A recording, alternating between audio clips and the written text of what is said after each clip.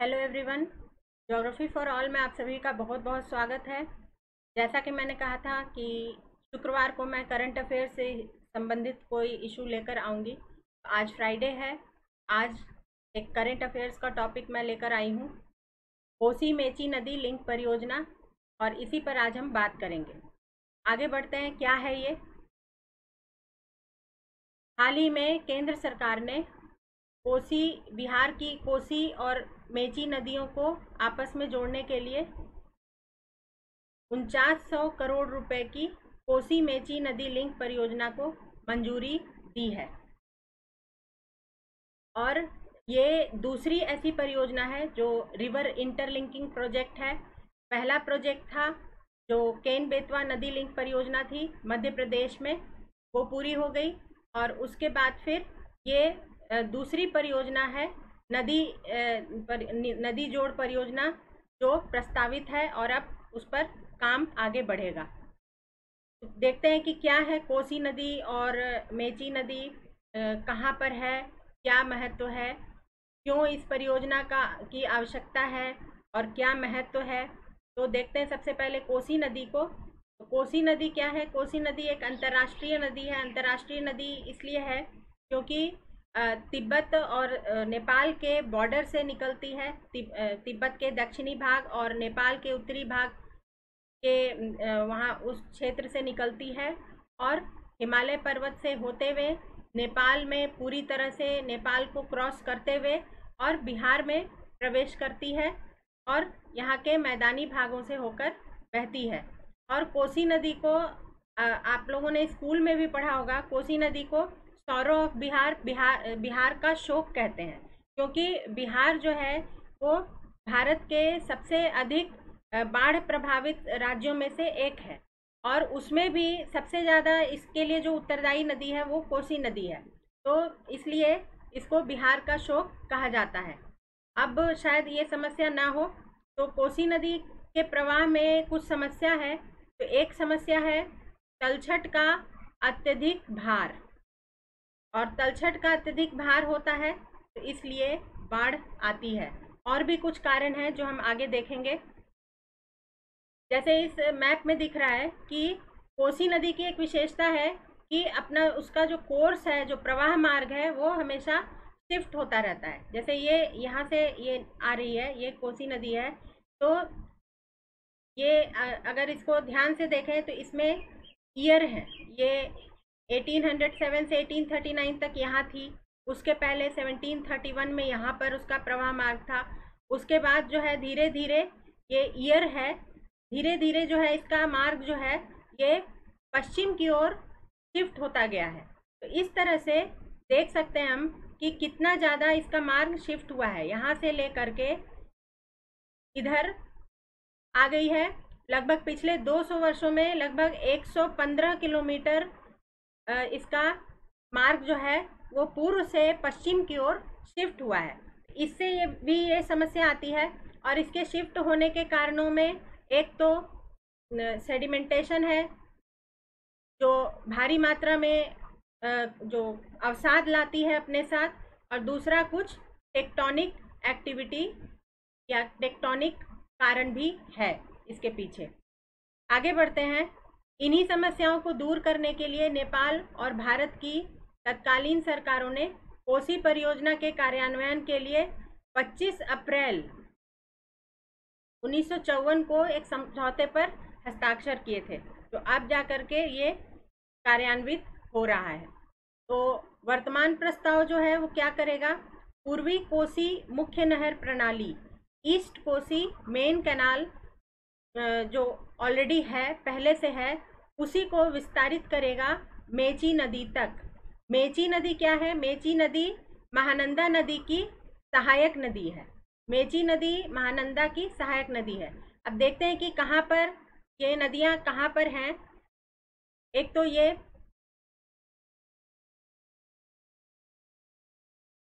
कोसी नदी है, और ये देखिए इसका जो प्रवाह मार्ग है ये इस तरह से सी आकार में है। ये इसको बोलते हैं विसर्प बनाती है, या इंग्लिश में इसको मियांडर कहते हैं। तो ये मियांडरिंग करती है बहुत ज़्यादा।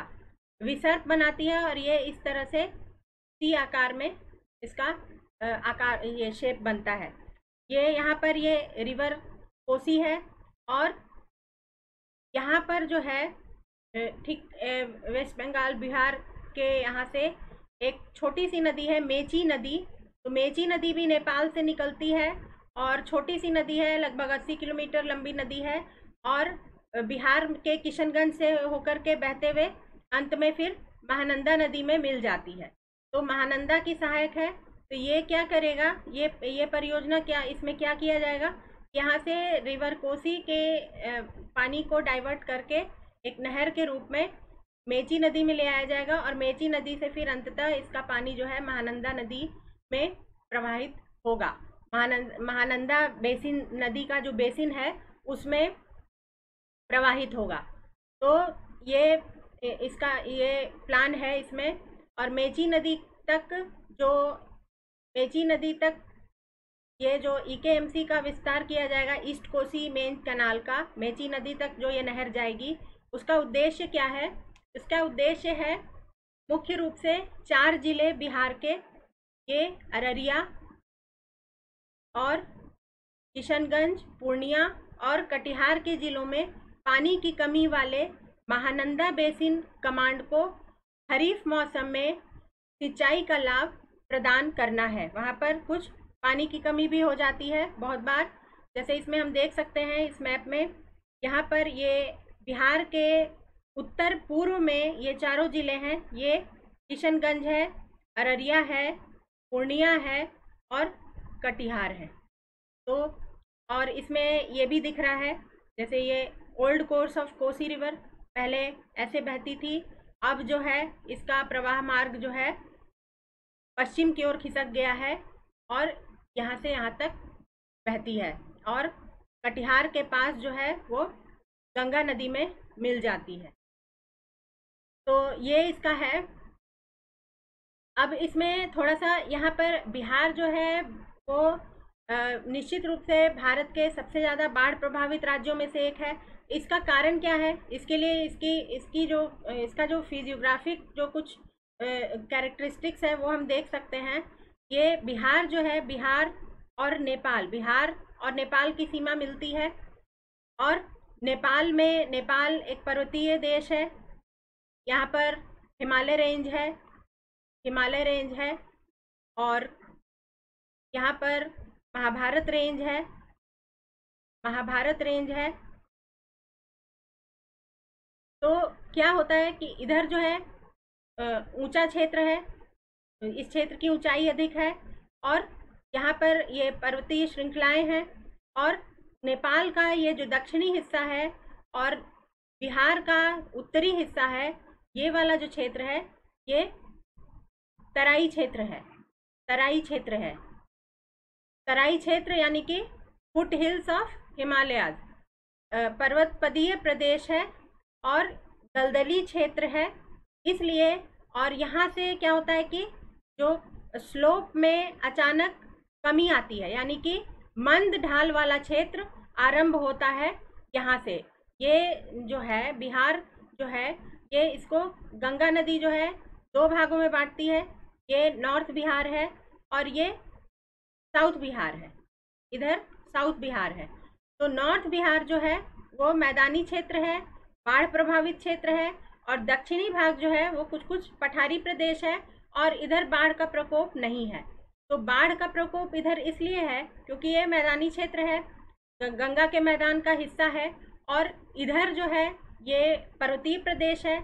यहाँ से धीरे धीरे फिर ये तराई क्षेत्र आरंभ होता है और यहाँ से फिर जो ऊंचाई है, मैदान की ऊंचाई है, अगर मैदान जो है यहाँ से लेके यहाँ तक है गंगा का मैदान, तो अगर मैदान में अगर उत्तर से दक्षिण की ओर आए तो धीरे धीरे इस मैदान का एलिवेशन जो है वो कम होता जाता है, यानी कि निचला क्षेत्र है। इधर से इधर की ओर निचला क्षेत्र है, यहाँ कुछ ऊंचाई है, लेकिन यहाँ से जब नदियाँ आती हैं, यहाँ बारिश होती है बिहार में या फिर इधर बारिश होती है नेपाल में, यहाँ बारिश होती है नेपाल में, तो सारी नदियाँ, क्योंकि ज़्यादातर नदियाँ जो है नेपाल तिब्बत में निकलती हैं, वहाँ से निकलती हैं और वहाँ से बहते हुए बिहार में प्रवेश करती हैं। तो सारा जो पानी है, वर्षा का जो जल है, वो अपने साथ ले करके और अवसादों के साथ भारत में प्रवेश करती हैं, और भारत में बिहार में प्रवेश करती हैं। और बिहार में जब प्रवेश करती हैं तो यहाँ पर उनको मंद ढाल का प्रदेश मिलता है, मैदानी भाग मिलता है, और यहाँ पर अवसाद जो है वो अपना यहाँ पर निक्षेपित कर देती हैं। और धीरे धीरे, क्योंकि अवसाद अधिक है तो और ढाल भी मंद है, यहाँ पर बाढ़ की समस्या आ जाती है। तो इसी से निकलने के लिए ये इस पानी को, और उसमें भी सबसे ज़्यादा जो प्रभावित करने वाली नदी है वो कोसी नदी है, क्योंकि कोसी नदी की विशेषता है शिफ्टिंग उसका कोर्स है। तो इस पानी को डाइवर्ट करके इधर लाया जाएगा, और इसको, ये कोसी नदी है, ये कोसी नदी है, इसका पानी जो है डाइवर्ट करके मेची नदी में किया जाएगा, और वो अल्टीमेटली महानंदा नदी बेसिन में चला जाएगा। ये एक बिहार की फिजियोग्राफी है। तो इसकी फिजियोग्राफी भी इसके लिए उत्तरदायी है। तो इसका सॉल्यूशन जो है इसी तरह से निकलेगा, बाढ़ का सॉल्यूशन धीरे धीरे इस पर काम किया जाएगा तो निकलेगा।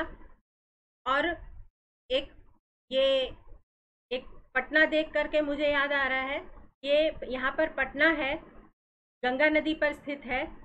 और एक इंटरेस्टिंग फैक्ट है, पटना जो है वो 3 नदियों के संगम पर स्थित है। एक इधर से गंडक आती है, गंगा नदी में मिलती है, एक इधर से सोन नदी है जो कि गंगा नदी में मिलती है।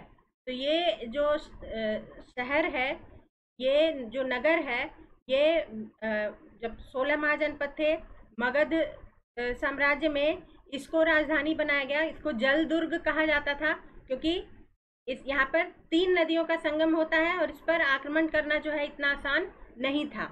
ये इसको अपेक्षाकृत जो है सुरक्षित नगर माना जाता था, इसलिए इसको राजधानी बनाया गया था, और इसको पाटलिपुत्र कहा जाता था, जल दुर्ग के रूप में भी जाना जाता था। खैर, ये तो एक ऐसे बात हो गई, लेकिन ये जो है ये बिहार की फिजियोग्राफी है, जो कि इसके बाढ़ प्रभावित राज्य होने के कई कारणों में से एक है। आगे बढ़ते हैं। इस तरह यह नदी लिंक परियोजना कोसी बेसिन के अधिशेष जल का स्थानांतरण महानंदा बेसिन में करेगी। तो मैप देखने के बाद मुझे आशा है कि आपको ये क्लियर हो गया होगा कि कैसे ये होगा।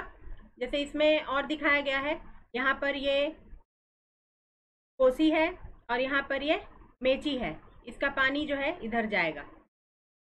और इसमें और भी पूरे देश में जहाँ जहाँ प्रस्तावित है और भी इंटरलिंकिंग जो परियोजनाएं हैं, रिवर इंटरलिंकिंग परियोजनाएं हैं, उनको दिखाया गया है। इसमें और स्पष्ट रूप से दिख रहा है ये कोसी नदी और ये मेची नदी। यहाँ पर ये तीस्ता नदी है। और भी बिहार में बहुत सारी नदियाँ हैं, आती हैं जो नेपाल से। घाघरा नदी है, एक कमला नदी भी है, गंडक नदी है और कोसी है। तो बहुत सारी नदियाँ हैं। इसमें ये भी है, यहाँ पर और स्पष्ट रूप से दिख रहा है ये वाला जो क्षेत्र है, यहीं पर ये परियोजना लागू की जाएगी। इसमें ये जो पहली परियोजना थी रिवर इंटरलिंकिंग की, ये भी दिख रहा है, ये केन नदी है और ये बेतवा नदी है। यहाँ पर इन दोनों को इंटरलिंक किया गया है। ये पहली इंटरलिंकिंग परियोजना थी। ये इसमें जो प्रायद्वीपीय भारत है उसमें कुछ परियोजनाएं प्रस्तावित हैं। जैसे इसमें महानदी है, महानदी गोदावरी, ये दिखाया गया है। महानदी है यहाँ, ये गोदावरी है, और गोदावरी कृष्णा है। यहाँ पर गोदावरी पेन्नार है, पेन्नार और कावेरी है। आपको पता होगा कावेरी नदी जो है काफ़ी उसमें पानी कम हो गया है और लगातार वो न्यूज़ में आता रहता है। कावेरी नदी में लगभग 70 किलोमीटर का कोर्स जो है वो सूख चुका है। इसलिए नदियों को रिजुविनेट करना, नदियों को फिर से उनको जीवित करना, ये बहुत आवश्यक है। इसमें एक ये इंफॉर्मेशन है, ये कैनाल जो है, ये नहर 76.2 किलोमीटर लंबी होगी और जो कोसी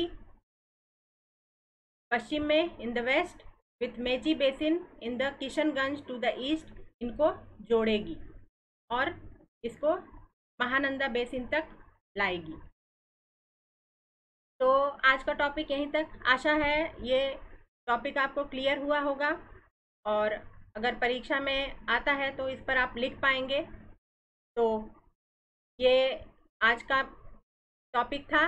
अगले टॉपिक में अगले मंगलवार को ज्योग्राफी के एक टॉपिक के साथ फिर मिलेंगे। तब तक के लिए goodbye and thanks for watching this video. अगर अच्छा लगा तो चैनल को सब्सक्राइब करना मत भूलिएगा, बेल आइकन को दबाइए और जिससे आपको नोटिफिकेशंस मिलते रहें। और लाइक करिए, सब्सक्राइब करिए, कमेंट करिए और शेयर करिए और मुझे मोटिवेट करिए जिससे मैं और अच्छा कर सकूं और अच्छे अच्छे वीडियोस ला सकूं। Thank you very much.